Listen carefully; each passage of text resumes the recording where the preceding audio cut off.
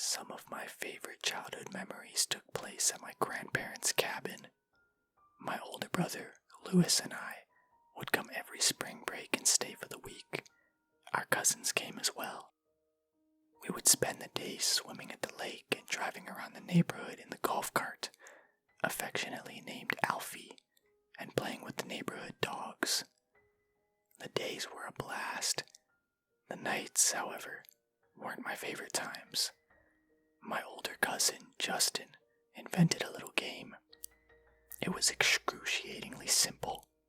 Basically, we took turns spending 15 minutes in the dark, cramped guest bedroom closet by ourselves. There was nothing special about this closet. The only scary thing about it was that it was a dark room in the bedroom at the back of the house, far away from the safety of the living room, where our beloved grandmother sat in her chair watching Cheers and Frasier every evening. To my 6-year-old self, it may as well have been hell itself to be in the dark by myself. I never did make it for the whole 15 minutes. None of the younger cousins did, a fact which our older cousins used to relentlessly tease us. The 3 older kids, Louis, Justin, and Amaya, all managed to spend the full 15 minutes in the closet, and they all had different stories for what they experienced. Louis claims a ghostly white woman grabbed at his throat. Amaya said a little boy with no eyes appeared beside her, laughing maniacally. But the story that scared me the most was Justin's. He claimed a man with glowing red eyes sat across from him in the closet. "And do you know what he told me, Austin?" he asked me in his dramatically low voice. For a kid of only 10, he sure was a good storyteller. "What?" I asked, peeking out from my blanket, trying and failing to hide my fear. He told me how I would die, how and when, every detail. His eyes gleamed as he spoke, boring into mine. "And, well, how does it happen?" I challenged, secretly hoping he'd end the story already. "I don't think you want me to tell you that. See, it's a very gruesome death, very violent, but I can stop it from happening. All I have to do is tell someone about it." He smiled wickedly. "Then it will happen to them, not me. I haven't decided who I'm going to tell yet." He winked. "So maybe you should keep that in mind next time you don't want to give up your turn driving Alfie." Looking back now, it was pretty lame, and part of me knew that no kid would be so nonchalant about his upcoming demise, especially one he deemed the worst possible way to go. But any time we would both reach for the last cookie, or fight over whose turn it was to play a game, he would grin and say, "Are you sure you want to make me mad, Austin? You wouldn't want me to tell you a little story now, would you?" And I would always give in. It just didn't seem worth the risk. So, that was the closet game. Justin, Louis, and Amaya all loved it. The younger cousins, however, dreaded those nights when one of the older kids would grin and say, "Let's see if any of you can last in the closet tonight." My younger cousins were Amaya's younger sisters, 7-year-old Lena and 6-year-old Macy. Because they were both girls, the older kids, specifically Justin, didn't hound them nearly as much about being too chicken to last as he did me.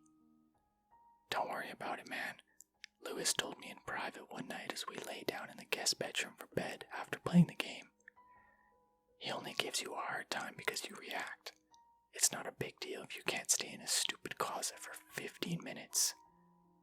Louis was always much nicer to me when other kids weren't around. "Well, I'm gonna do it one day. I know I will," I declared. I was embarrassed that I'd once again ran out screaming after only a minute or two of sitting alone in the dark.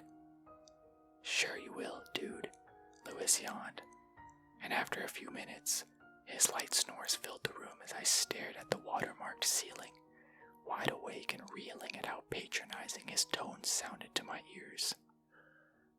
"He's not the best brother, is he?" a voice hissed, thoughts. I sat straight up in bed and glared at where I thought the voice had come from. The closet. The door was still open a crack. I stared at the sliver of darkness within. I started to think the voice must have been my imagination, when a pale white hand extended out of the black and beckoned me close. "Don't be afraid, Austin. I just want to talk." That's when I realized I recognized the voice. "Grandma," I whispered, my voice catching in my throat. "Come here, Cricket." The voice was definitely hers, although there was something off about it. It wasn't her usual cheery voice. It was lower, more gravelly, sinister somehow. But the use of my grandma's special nickname for me lowered my guard a bit. I slowly lowered my feet to the floor and cautiously crept towards the closet. "Grandma," I repeated, "what are you doing in there?" I could barely make out her frail shape within the small space. She looked to be crouched on all fours, peering through the opening towards me. As my eyes adjusted, I could see that she was smiling. "You sure have been letting the bigger kids get away with a lot lately, haven't you, Cricket?" "What do you mean? Why are you in the closet? I thought you went to bed." I looked over my shoulder at the door, thinking of going to Grandma's room. "Look at me when I'm talking to you, young man." I snapped back to attention. It was so rare for Grandma to snap at any of us kids. I wasn't used to the bite that was suddenly in her tone. Her face was right against the crack of the closet now. It was my grandma, but not. This woman was grimy. Dirt in the lines on her face. Her teeth were cracked and stained yellow, and her eyes were pure black, darker than the room around her. They seemed to suck me in, like they were absorbing me somehow. I couldn't look away if I wanted to. "Nobody but wimps allows treatment like that," she whispered, those black eyes holding mine. "Brothers are supposed to look out for you, stand up for you, believe in you. When is the last time your brother told Justin to leave you alone?" Never. Lewis never defended me to Justin. He was too much of a coward to stand up to the cool older cousin. My grandma grinned at me. "You know what you should do, Cricket." Austin, get off of him. What are you doing?" I suddenly felt several pairs of hands grabbing me and yanking me away. I fell hard to the floor as excited voices yelled all around me. "Lewis, are you okay? Is he breathing? Oh God, he's okay. Oh, thank you, God, thank you." "Lewis, what happened?" "I don't know. He just went nuts. I don't know." I sat on the floor, trying to process the scene around me.